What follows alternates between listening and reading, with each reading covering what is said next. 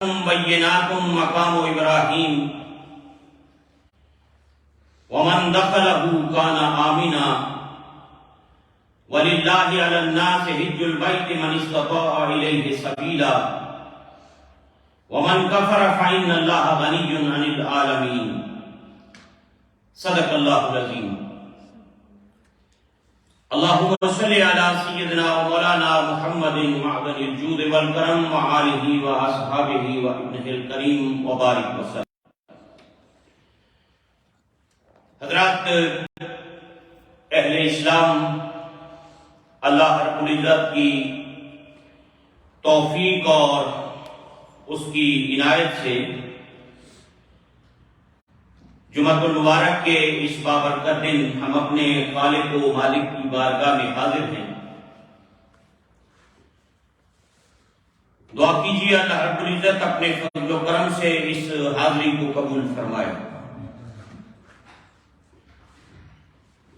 آپ حضرات کے علم میں ہے کہ گزشتہ جمعۃ المبارک کے 2 اجتماعات میں ہم نے سورہ حجرات کی ابتدائی آیات بینات کی روشنی میں حضور سید عالم جان کائنات فخر موجودات جناب احمد مجتبی محمد مصطفیٰ صلی اللہ علیہ وسلم کی بارگاہ کے آداب پر گفتگو کی۔ چونکہ اس گفتگو کا بھی بہت سا حصہ باقی ہے، اگلی آیات بھی رہتی ہیں، اور یہ حج کے مبارک ایام ہیں اور اس وقت دنیا بھر سے حجاج کرام حج بیت اللہ کی سعادت حاصل کرنے کے لیے مکہ مکرمہ کی جانب رواں دواں ہیں، اور ہمارے اس شہر سے اور ہماری اس مسجد کے بھی کچھ احباب یہ سعادت حاصل کر رہے ہیں۔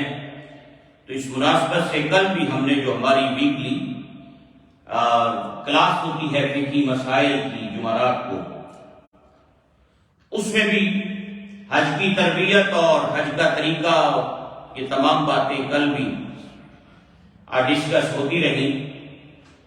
تو اسی مناسبت سے میں نے خیال کیا کہ آج جمعۃ المبارک میں بھی اسی حوالے سے گفتگو کی جائے، تاکہ یہ لوگ اگلے ہفتے میں سفر کر رہے ہیں اور جو حصہ سورہ حجرات کا ابھی باقی ہے انشاءاللہ وہ آئندہ ہم پھر اس پر تفصیل کے ساتھ گفتگو کریں گے۔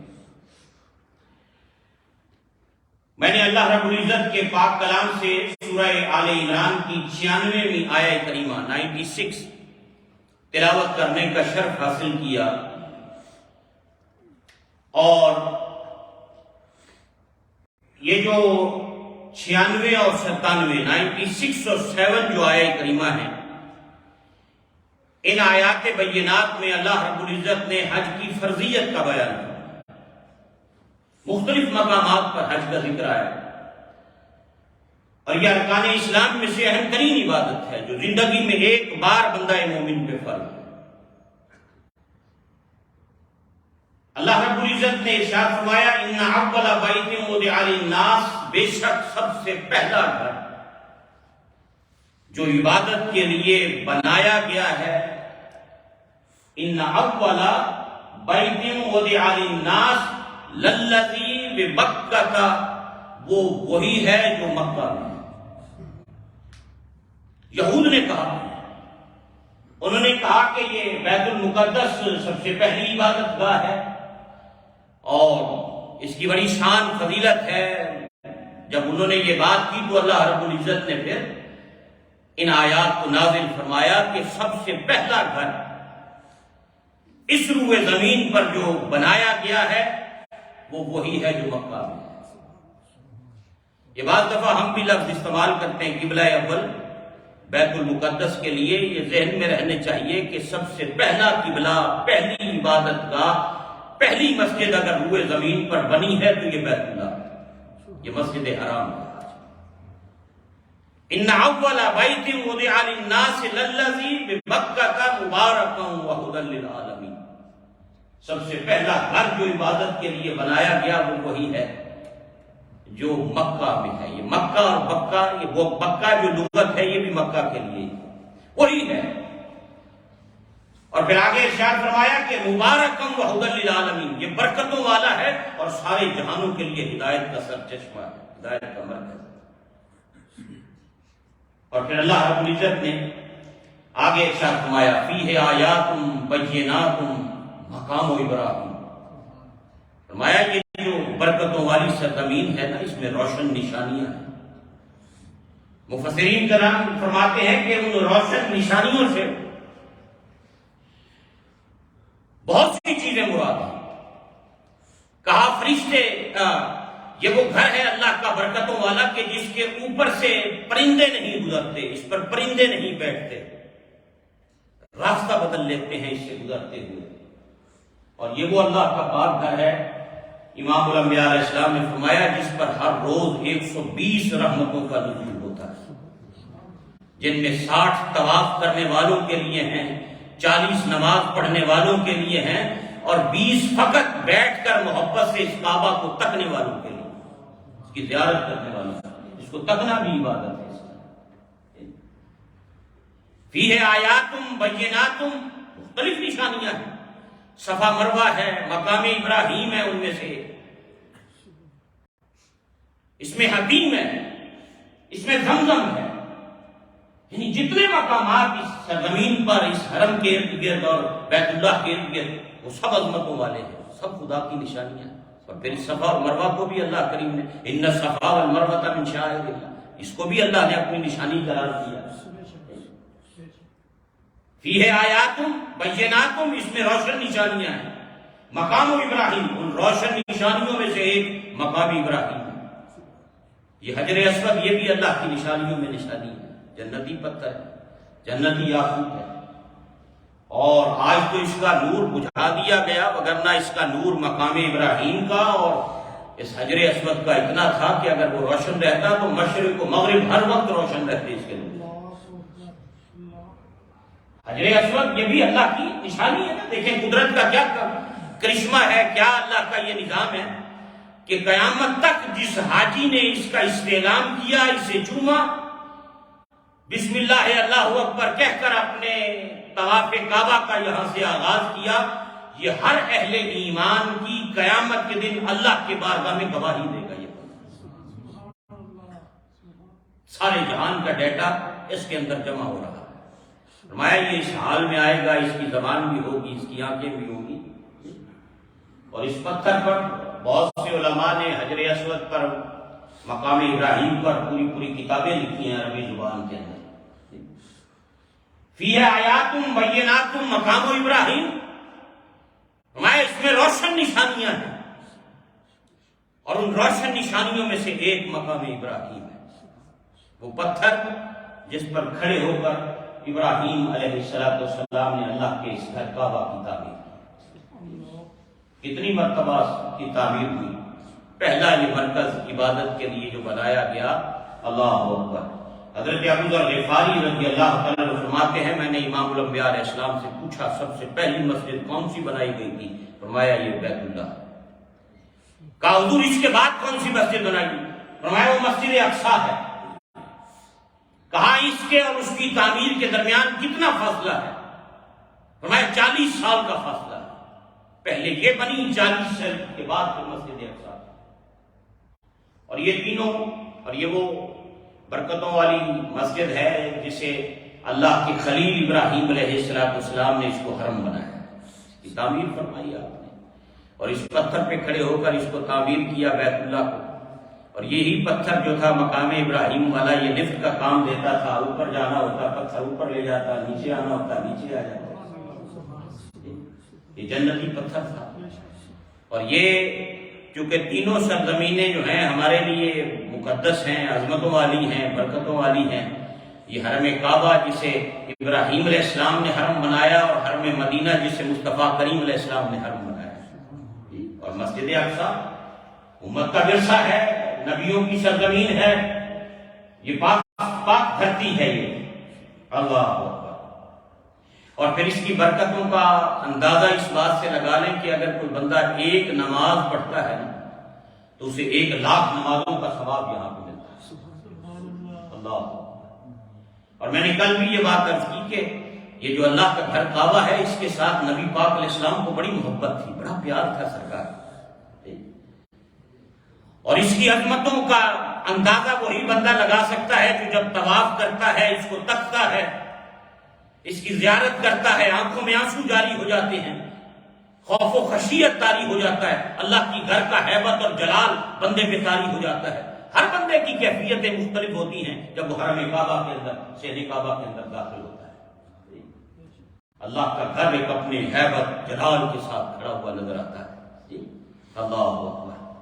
اور وہاں اس کی عظمتوں اور اس کی برکتوں کا عالم جو ہے وہ سبحان اللہ، اللہ اکبر۔ اور پھر میرے آقا کریم صلی اللہ علیہ وسلم جب ہجرت کی رات گئے، تشریف لے کر جا رہے تھے، تو سیدنا ابوبکر صدیق رضی اللہ عنہ ساتھ تھے۔ حضور جب تشریف لے کر جاتے تھے تو تھوڑی تھوڑی دیر کے بعد مڑ مڑ کے کعبے کو تکتے تھے، تھوڑا آگے جاتے جہاں کعبہ نظر آتا نا، جہاں تک نظر آتا رہا حضور اس کو مڑ مڑ کے اس طرح تکتے تھے، اور جہاں نظروں سے اوجھل ہوا کعبہ حضور وہاں رک گئے، اور حضور نے اس کو مخاطب کر کے کہا، اے کعبہ، اے بیت اللہ، اگر تیرے رہنے والے مجھے یہاں سے ہجرت پہ مجبور نہ کرتے میں کبھی نہ جاتا، یہاں کے لوگوں نے مجھے ہجرت پر مجبور کر دیا، میں جا رہا۔ اور پھر اللہ کی بارگاہ میں دعا کی، باری تعالیٰ یہ میری پسندیدہ جگہ، میں یہاں رہتا تھا، مجھے اس جگہ لے جا جو تجھے پسند ہو۔ اور یہ پھر مدینہ منورہ کی دھرتی کا انتخاب تھا، میرے آقا کریم علیہ السلام کی تشریف آوری وہاں پر ہوئی، تو یہ برکتوں والی سرزمین ہے، یہ برکتوں والی، اور اس میں روشن نشانیاں، یہاں انبیاء کی قبریں، آس پاس نبیوں کا علاقہ رہا، اور پھر دنیا بھر سے انبیاء اس کا سفر کرتے رہے، ہر دور میں اس کا حج ہوتا رہا۔ اور ایک بات یہ بھی ذہن نشین رہے کہ مسجد اقصیٰ اس کے بعد بنی ہے، لیکن مسجد اقصیٰ کا کبھی حج نہیں ہوا ہے، حج صرف اسی گھر کا ہوا ہے، آدم علیہ السلام سے لے کر امام الانبیاء علیہ السلام تک۔ جب بھی حج ہوا ہے فقط بیت اللہ کا ہی ہوا ہے، طواف ہوا ہے فقط اسی گھر کا ہوا ہے، لوگ زیارت کے لیے دنیا بھر سے آتے رہے، اسی گھر کی زیارت کے لیے اور طواف کے لیے یہاں پر۔ یہ وہ عظمتوں والی، برکتوں والی، اللہ اکبر۔ اور روشن نشانیوں میں سے ایک نشانی یہ بھی ہے کہ آج تک جس نے بھی اس گھر کو نقصان پہنچانے کی کوشش کی وہ تباہ و برباد ہوا ہے، یہ بھی ان روشن نشانی، اللہ خود اللہ کا گھر ہے، اللہ اکبر۔ اور پھر حضرات یہ بنیادی طور پر اگر آپ دیکھیں تو یہ سب انبیاء کی یادگاریں ہیں، یہ سارا سفر حج، جس حج کو اس نے اپنے بندوں پہ فرض کیا ہے، یہ سب یادگاریں ہیں اس کے محبوب بندوں کی۔ جہاں نبی پاک علیہ السلام بیٹھے، جہاں حضور چلے، جہاں انبیاء نے طواف کیا، جہاں وقوف کیا، جہاں قیام کیا، جہاں نمازیں پڑھی، جہاں جتنا وقت وہ ٹھہرے، آج وہ تمام یادگاریں انبیاء، جہاں اللہ کے نبی اسماعیل علیہ السلام کی ماں حضرت ہاجرہ دوڑتی ہیں، وہ دوڑنا حج بن گیا ہے۔ یہ ساری چیزوں پہ بندہ کبھی غور کر کے دیکھے، اللہ اکبر۔ اور پھر حضرات ایک یہ وہ جگہ ہے جس کے بارے میں علماء کرام نے اور اہل تفسیر نے یہ بات کہی کہ جس جگہ سے زمین کو پھیلایا گیا ہے، اسے ام القریٰ بھی کہتے ہیں، یہ بس ام کہتے ہیں نا ماں کو، ام القریٰ بستیوں کی ماں، یعنی یہ وہ خطہ، یہ جہاں آج کعبہ موجود ہے، یہ وہ سینٹرل پوائنٹ ہے زمین کا، کہ جب زمین کو اللہ نے پیدا کیا، بنایا ہے، تو اس مقام سے زمین کو پھیلایا ہے۔ یہ جو بیت اللہ والی جگہ ہے یہ ماں کا درجہ رکھتی ہے بستیوں اور زمین کے لیے، اور جو عرش کے اوپر اور آسمانوں کے اوپر جو بیت المعمور فرشتوں کا جو قبلہ ہے، جس کا وہ طواف کرتے ہیں، وہ بالکل اسی کی سیدھ میں اس کے اوپر واقع ہے۔ حضور سید عالم صلی اللہ علیہ وسلم نے معراج کی رات جس کا ذکر فرمایا کہ فرشتے اس گھر کا اوپر طواف کر رہے ہیں، اللہ اکبر۔ تو قرآن حکیم نے پھر آگے اس پاک دھرتی کے بارے میں ارشاد فرمایا وَلِلَّهِ عَلَى النَّاسِ حِجُّ الْبَيْتِ مَنِ اسْتَطَاعَ إِلَيْهِ سَبِيلًا، اور لوگوں پر اللہ کے لیے فرض ہے کہ وہ اس گھر کا حج کرے، جس کے پاس استطاعت ہے، جس کے پاس پہنچنے کی قوت ہے، صلاحیت ہے، طاقت ہے، جس کو اللہ نے مال دیا ہے۔ یہ زندگی میں ایک مرتبہ فرض ہے، ایک مرتبہ فرض ہے۔ وَلِلَّهِ عَلَى النَّاسِ حِجُّ الْبَيْتِ، کہ لوگوں پر اللہ کے لیے فرض ہے کہ وہ اس گھر کا حج کرے۔ کون کرے؟ جس کے پاس استطاعت ہے، یہاں سے وہاں تک کا خرچہ ہے، وہاں جا کر اخراجات پورے کر سکتا ہے، پیچھے گھر والوں کے اخراجات پورے کر کے جا سکتا ہے۔ کہا ایسے بندے پہ زندگی میں ایک مرتبہ ہم نے فرض کر دیا۔ اور پھر کل بھی ہم اس پر بات کر رہے تھے حضرات، جب حضرت ابراہیم علیہ السلام نے اس کی تعمیر فرمائی، اور تعمیر فرمانے کے بعد اللہ رب العزت نے آپ کو اس بات کا حکم دیا۔ رب کریم نے ان کو فرمایا کہ ابراہیم، یہ گھر جو ہے یہ تعمیر ہو گیا، اب تم لوگوں کو اس گھر کے حج کی طرف بلاؤ، اعلان کرو وَعَظِّمْ فِي النَّاسِ بِالْحَجِّ، لوگوں میں حج کا اعلان عام کرو۔ ان کا کہ باری تعالیٰ میری آواز کون سنے گا؟ یہاں میں ہوں اور اسماعیل ہے اور ان کی والدہ ہے، اور یہ کچھ لوگ یہاں پر اور آس پاس، اور یہ اس بیابان اور اس صحرا کے اندر چاروں طرف پہاڑوں میں یہ گرا ہوا یہ نشیبی علاقہ، اور میری آواز، فرمایا تیرا کام صدا دینا ہے، آواز پہنچانا ہمارا کام۔ اور یہی جو ساتھ پہاڑ ہے نا جبل ابی قبیس، یہ بالکل جو صفا پہاڑی کے ساتھ جس پر آج یہ محلات بنے ہوئے ہیں بادشاہوں، یہ اسی کے اوپر پہلے مسجد بلال بھی ہوا کرتی تھی۔ پرانے جن لوگوں نے شاید اس کی زیارت کی ہوگی ان کے علم میں ہوگا، اوپر مسجد بلال تھی جہاں نبی پاک علیہ السلام نے چاند کو 2 ٹکڑے کیا تھا، اس جگہ پر حضور نے کھڑے ہو کر اشارہ فرمایا تھا، وہاں مسجد بنائی گئی تھی۔ تو وہ مسجد نہیں ہے، پہلے لوگ اوپر بھی جایا کرتے تھے، وہاں نوافل وغیرہ پڑھتے تھے اس جگہ پر جا کر۔ تو اسی جگہ پہ کھڑے ہو کر ابراہیم علیہ السلام نے صدا لگائی، اور پھر وہ آواز اللہ نے مشرق و مغرب، شمال و جنوب کے اندر، حتیٰ کہ جو ماؤں کے پیٹ میں تھے انہوں نے بھی سنا، جو باپ کی پشت میں تھے انہوں نے بھی سنا، جو عالم ارواح میں تھے ان روحوں نے بھی سنا، اور سن کر کہا لبیک اللہم لبیک۔ جس روح نے جتنی مرتبہ اس آواز ابراہیم علیہ السلام کو سن کر لبیک کہا، اللہ زندگی میں اتنی مرتبہ ان کو حج کی سعادت نصیب کرو۔ اب کتنے خوش قسمت اور خوش وقت وہ لوگ ہیں کہ جن کی روحوں نے کتنی مرتبہ لبیک کہا، کہ جن کو 60 مرتبہ حج نصیب ہوا، کسی کو 70 مرتبہ حج نصیب ہوا۔ ہمارے بابا جی سید منظور احمد شاہ صاحب رحمۃ اللہ تعالیٰ علیہ، اللہ تعالیٰ کی قبر پہ رحمت نازل فرمائے، ان کو کتنی مرتبہ، آپ کو 60-70 کے قریب حج نصیب ہوئے۔ یہ رکھے نا، اور کتنے ایسے لوگ ہیں کہ وہ روحیں جنہوں نے اس وقت لبیک کہا، ان روحوں کو آج اللہ اپنے اس پاک گھر کا حج جو ہے وہ نصیب فرمائے۔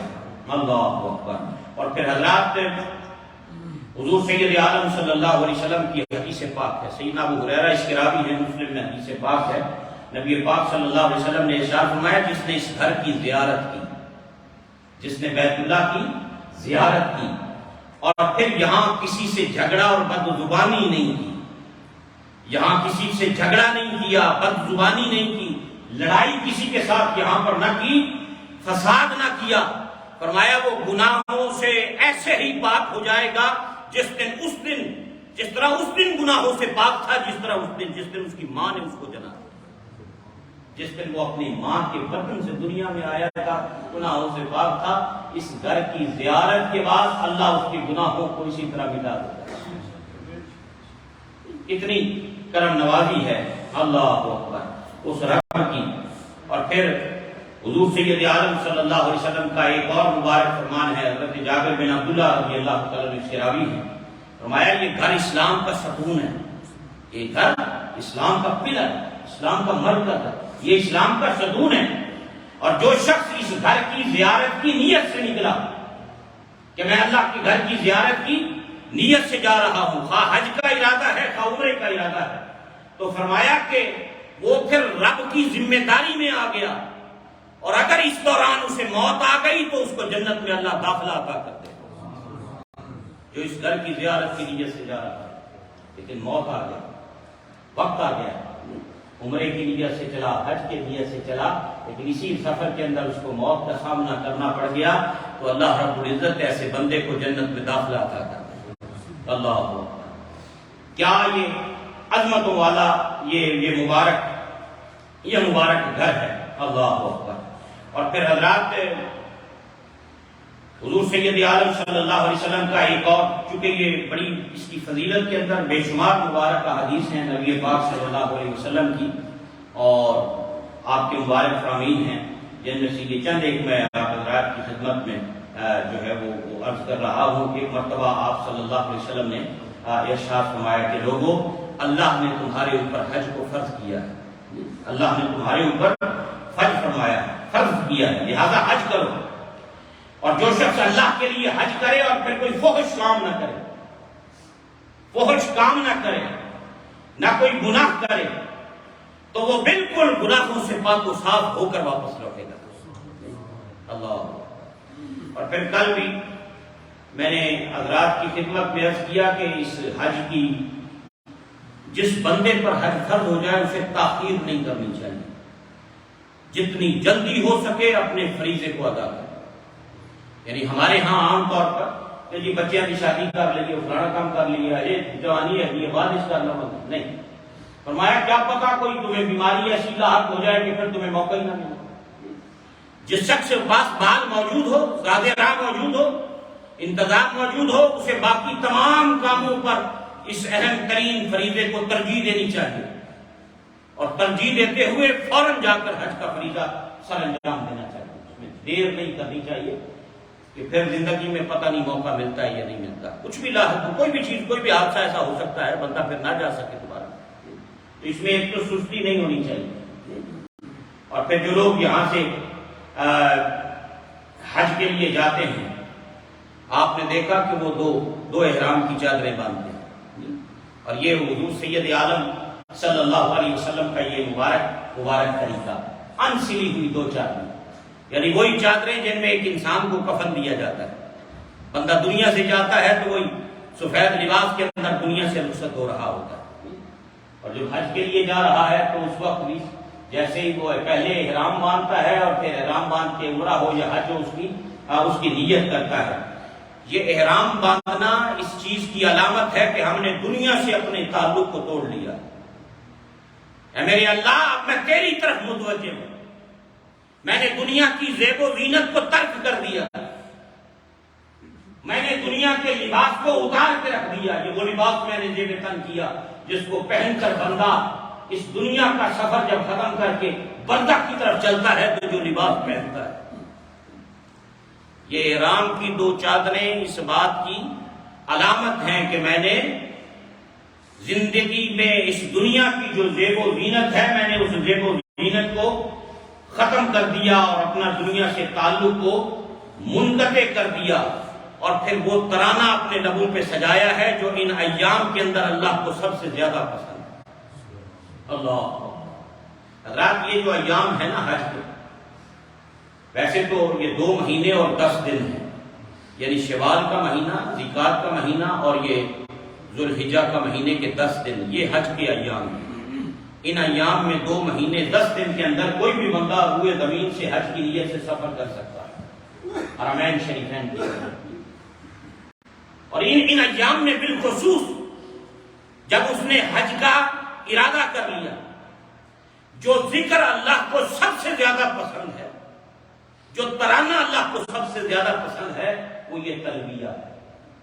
اور جب ایک بندہ مومن تلبیہ پڑھتا ہے تو اس وقت زمین کی تمام اشیاء اس کے ساتھ تلبیہ پڑھ رہی ہیں، درخت تلبیہ پڑھتے ہیں، پتھر تلبیہ پڑھتے ہیں، کنکریاں تلبیہ پڑھتی ہیں۔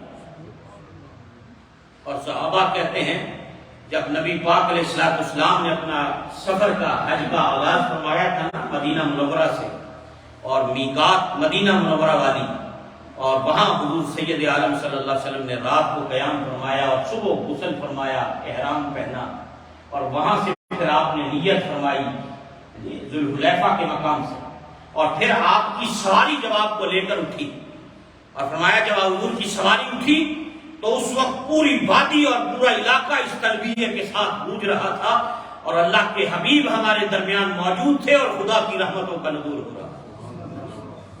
کیا خوبصورت ترانہ ہے، لبیک اللہم لبیک، لبیک میں حاضر ہوں، اے اللہ میں حاضر ہوں۔ کیا خوبصورت ترانہ امام الانبیاء علیہ السلام نے ہمیں عطا کیا ہے کہ بندہ قدم قدم پر اپنے رب کی بارگاہ میں حاضری لگواتا ہوا جا رہا، میں حاضر ہوں، میں آ رہا ہوں۔ اور میں نے کل بھی یہ بات عرض کی کہ جنہیں اللہ یہ سعادت عطا کرتا ہے اس میں بالکل اپنی نیتوں کو خالص رکھیں، نیت کا خالص ہونا، وَأَتِمُّ الْحَجَّ وَالْعُمْرَةَ لِلَّهِ، کہ حج اور عمرہ جو ہے یہ خالصتاً اپنے رب کے لیے ہو، یہ سفر خالصتاً رب کریم کی رضا کے لیے ہو، اور اس میں بندہ معافی مانگنے جا رہا ہے، بخشش طلب کرنے جا رہا ہے، اپنے گناہوں کو بخشوانے کے لیے اس رب کی چوکھٹ پہ جا رہا ہے جو ماں سے 70 گناہ، بلکہ اس سے بھی کئی گناہ بڑھ کر، جس کا ہم اندازہ نہیں لگا، وہ اپنے بندوں سے محبت اور پیار کرتا ہے۔ کیونکہ سب سے زیادہ اس سفر کے اندر حضرات قدم قدم پر آپ میدان منا میں ہوں، عرفات میں ہوں، مزدلفہ میں ہوں، اللہ کی رحمتیں برستی ہیں، اور وہ لاکھوں کروڑوں لاتعداد لوگوں کو جہنم کی آگ سے نجات کرتا ہے، بخشش اور مغفرت کے پروانے ان کو عطا فرماتا ہے۔ تو اس میں سب سے بڑھ کر جو چیز پیش نظر رکھنی چاہیے وہ نیتوں کا خالص ہونا، کہ میں فقط اپنے رب کی خاطر جا رہا ہوں، اللہ سے بخشش طلب کرنے جا رہا ہوں۔ وہ میں نے کل بھی بات کی تھی، ایک بزرگ تھے ہمارے، تو ان کو جب وہ جا رہے تھے تو ہمارے ہاں جیسے ہوتا ہے عام طور پہ لوگ حاجیوں کو ہار وغیرہ ڈالتے ہیں گلے میں آ کر، یہ رخصت کرتے ہیں، تو انہیں ہار ڈالنے لگے تو وہ رونے لگ گئے۔ انہوں نے کہا کہ میں مجرم آدمی ہوں، مجرموں کو ہار نہیں پہنائے جاتے، میں تو معافی مانگنے کے لیے جا رہا ہوں، مجرم ہوں نا، میں تو معافی لینے جا رہا ہوں کہ وہ مجھ پہ کرم کر دے، وہ مجھ پہ فضل کر دے، میرے گناہوں کو معاف کر دے، مجھے اپنے بندوں میں شامل کر لے، میرے لیے یہ بڑی سعادت۔ کہا دعا کرو کہ یہ سفر مقبول ہو جائے، دعا کرو یہ سفر مقبول ہو جائے، رب اس سفر کو قبول کر لے، میری لبیک کو قبول کر لے۔ جو خوف و خشیت والے لوگ تھے وہ بے ہوش ہو جایا۔ امام زین العابدین رضی اللہ تعالیٰ عنہ جب لبیک کہا تو بے ہوش ہو کر زمین پہ گر پڑے۔ امام عالی مقام کے جانشین، رسول اللہ کی منبر اور محراب کے وارث، خانقاہ مدینہ کے سجادہ نشین، جب لبیک کہا تو ایسا خوف طاری ہوا، اسی وقت بے ہوش ہو کر گر گئے۔ ہم ڈرتے ہیں کہ کہیں آگے سے میں کہوں میں حاضر ہوں اور وہ کہے نہیں تو حاضر نہیں ہے، تو غیر حاضر ہے، تیری لبیک کو ہم نے قبول ہی نہیں کیا۔ یعنی حضرات بندہ جب جائے تو قدم قدم پر اللہ کا خوف اس کے پیش نظر ہونا چاہیے، رب کی بارگاہ کی ہیبت، اس کا جلال اس کے پیش نظر ہونا چاہیے کہ میں کائنات کے مالک کی بارگاہ میں جا رہا ہوں، میں اپنے رب کے حکم پر اس کی چوکھٹ پہ حاضر ہونے کے لیے جا رہا ہوں۔ کیونکہ آج کے دور کے اندر حج جو ہے یہ اب آہستہ آہستہ، جیسے ہم اس کو ایک رسم اور تفریح نہیں بناتے، وی آئی پی قسم کا سسٹم، وہ آج کل ہمارا بنتا جا رہا ہے۔ ہماری یہ کوشش ہوتی ہے کہ قدم قدم پہ آسانیاں ملتی رہیں، چلنا نہ پڑے، ہوٹل اچھے ہو، لگژری ہو، فلاں ہو، یہ سہولت نہیں تھی، فلاں نہیں تھی۔ وہ اللہ کے بندے جا کہاں رہے اور کس کام کے لیے جا رہے؟ اس میں مشقت، اس میں اپنے آپ کو فقیر بنا کے بندہ اس راستے پہ چلے، بالکل فقیرانہ انداز کے اندر، اور وہ قدم قدم پر اپنے رب سے سوال کر رہا ہو، اسے پکار رہا ہو اور یہ ترانہ پڑھ رہا ہو، میں حاضر ہوں، لبیک اللہم لبیک، لبیک لا شریک لک لبیک، ان الحمد والنعمت لک والملک لا شریک لک۔ اے اللہ تیرا کوئی شریک نہیں، تو احکم الحاکمین ہے، تو سارے جہانوں کا پروردگار ہے، تو مالک ہے، تیرا کرم، تیری توفیق، تیری مہربانی میں آج تیری چوکھٹ پہ آیا ہوں، مہربانی کر اپنے محبوب کا صدقہ مجھے اپنے بندوں میں شامل کر لے، میرے گناہوں کو معاف کر۔ نیت خالص رہے انسان، پیش نظر اس کی بارگاہ کا جلال رہے، ہیبت رہے۔ اور بندہ پھر بالکل دنیا کو نکال کر، دنیا کا دل سے دنیا کی محبت کو نکال کر اس سفر کا آغاز۔ یہ احرام اس چیز کی علامت ہے، اسی بات کی یہ علامت ہے۔ اللہ اکبر۔ اور پھر حضرات احرام باندھتے ہی بندے کی نوعیت اس طرح جس طرح روزہ رکھنے والے کی کیفیت نہیں ہوتی کہ ساری چیزیں پڑی ہوتی ہیں پاس لیکن بندہ کھاتا نہیں، کیوں؟ اللہ نے منع کر دیا۔ اسی طرح اس احرام کے ساتھ بھی جو چیزیں جائز تھی وہ ناجائز ہو گئی۔ بھائی جنسی تعلق نہیں قائم کر سکتے، کسی کو دھکا نہیں دے سکتے، کسی کو گالی نہیں دے سکتے، کسی پر زیادتی نہیں کر سکتے، حرمین میں درختوں کو نہیں کاٹ سکتے، جھاڑ جو وہاں لگی ہوتی ہے گھاس پھوس اس کو نہیں توڑ سکتے، چیونٹی نہیں مار سکتے، بال کو نہیں توڑ سکتے، بالوں میں پڑی ہوئی جوں کو نہیں مار سکتے، کسی چھوٹے سے چھوٹے زمین پر رینگنے والے حشرات الارض کو بھی تم نہیں چھیڑ سکتے۔ پابندیاں عائد ہو گئی اس کے ساتھ۔ اللہ اکبر۔ اور پھر حضرات بندہ اس پر غور فرمائے اور اس کو دیکھے کہ آج اس سفر کے اندر یہ چیزیں رب نے میرے لیے، اور پھر ساری زندگی اس رب نے کچھ چیزوں سے مجھے منع کیا ہے، اب اس حج کے بعد پوری زندگی میں ان چیزوں کے قریب نہیں جاؤں گا جہاں جانے سے میرے اللہ نے مجھے منع کر دیا۔ جن چیزوں کا حکم دیا ہے ان کو کروں گا، جن سے منع کیا ہے اسے رکوں گا۔ اللہ اکبر۔ اور پھر حجر اسود سے وہ اپنے طواف کا آغاز کرتا ہے، اس کا استعلام کرتا ہے، اور اللہ اکبر۔ اور پھر یہ ایک علامت، یہ جو کام ہے نا اس میں حکمت ہے کہ یہ آپ عہد کر رہے ہیں، جس طرح پہلے زمانوں پہ ہاتھ رکھ کر عہد ہوا کرتا تھا نا، یا جس طرح ہاتھ میں ہاتھ دے کر بیعت ہوتی ہے، یہ بھی اس پر ہاتھ رکھ کر ایک عہد کی توثیق ہے کہ میں تیرا بندہ ہوں اور تیرے گھر کا طواف کرنے کے لیے تیری چوکھٹ پہ حاضر ہوا ہوں، تجھ سے وعدہ کرتا ہوں آج کے بعد وہی کام کروں گا جو تیری رضا ہوگی، جو تجھے پسند ہوگا، وہی کام تیری نافرمانی اور تیرے حکم عدولی میں آج کے بعد نہیں کروں گا۔ یہ بھی ایک حضرات اس میں یعنی ہر قدم کے اوپر آپ کو اس میں چیزیں ملیں گی جو بزرگان دین اور صوفیاء نے ان کو۔ اللہ اکبر۔ اور جب وہ طواف کرتا ہے تو یہ علامت ہے دیوانگی کی، محبت کی، جس طرح محب اپنے محبوب کے گرد دیوانہ وار پھرتا ہے۔ اور دنیا کے اندر جن لوگوں کو کسی سے محبت ہو تو وہ کس نظر سے اپنے محبوب کے گھر کو تکتا ہے۔ امام غزالی فرماتے ہیں وہ اللہ کے گھروں سے ایسے ہی پیار کیا کرو جس طرح کوئی دنیاوی محبت کرنے والا اپنے محبوب کے گھر سے پیار کرتا ہے، تم رب کے گھر سے اس طرح محبت کیا کرو کہ میرے رب اور میرے خالق کا گھر ہے۔ دیوانہ وار ترانہ زبان پہ سجا کر اس کا ذکر زبان پہ سجا، جس طرح دیوانہ چراغ کے گرد، شمع کے گرد پروانہ گھومتا ہے نا، بندہ مومن اس طرح اپنے اللہ کے گھر کے گرد طواف کر رہا ہے، والہانہ شوق، عقیدت اور محبت کا وہ پیٹر بن کر۔ اللہ اکبر۔ اور پھر حضرات عرفات کا میدان، مزدلفہ، منا اور عرفات کے اندر کھڑا کرنا، یہ اپنے آپ کو اللہ کی بارگاہ میں کھڑا کرنا ہے، اور یہ سب سے اہم ترین دن ہوتا ہے جس میں حج کا رکن اعظم وقوف عرفات جو ہے اس کو ادا کیا جاتا ہے۔ سب سے اہم ترین یہ وقت ہوتا ہے، اور حضور سید عالم صلی اللہ علیہ وسلم نے سارا وقت دعا پہ گزارا، کعبے کی طرف رک کر کے۔ صحابہ کہتا ہم نے دیکھا اس طرح ہاتھ بلند، حتیٰ کہ اونٹ کی مہار گری ہاتھ سے، ایک ہاتھ بلند رکھا اور ایک ہاتھ سے اونٹ کی مہار اٹھائی، اور اس طرح اللہ کی بارگاہ میں گڑ گڑا کر حضور سید عالم صلی اللہ علیہ وسلم دعائیں کرتے۔ تو حضرات یہ رحمتوں برکتوں والا یہ مبارک سفر ہے۔ کل اس کی تفصیل کے ساتھ مسائل اور اس کا طریقہ ہم نے اس پر بات کی تھی، تو یقیناً خوش قسمتی اور خوش بختی ہے ان لوگوں کی جنہیں اللہ یہ سفر مدینہ پاک کا عطا فرما رہا ہے۔ اللہ تعالیٰ ہمارے تمام حجاج جو جا رہے ہیں، یہ بھائی صدیق صاحب یہ بھی جا رہے ہیں، اور اسی طرح کچھ اور ہمارے یہ بھائی شاہد صاحب جمشید کے ابو، یہ ان کی والدہ یہ جمشید بھی جا رہا ہے، ہاں ٹھیک، یہ بھائی صدیق بھی جا رہے ہیں۔ تو یہ کہہ رہے ہیں میری طرف سے آپ سب سے آپ معافی مانگیں، کہیں کہ میری طرف سے اگر کوئی کمی کوتاہی کوئی بات ایسی ہوئی ہو تو مجھے آپ معاف کر دیں اللہ کی رضا کے لیے۔ تو جانے سے پہلے اپنے لوگوں کے ساتھ بھائی منیر صاحب بھی جا رہے ہیں، تو بھائی جمشید بھی جا رہے ہیں، یہ رات بھی ہمارے سجاد حسین نوجوان ہیں ٹرٹل لاج سے، وہ بھی آئے تھے، ایک اور ساتھی تھے رات جو تشریف لائے تھے. اللہ سب کا سفر مقبول فرمائے اور نبی پاک علیہ السلام کی ساری امت کا سفر اللہ قبول فرمائے.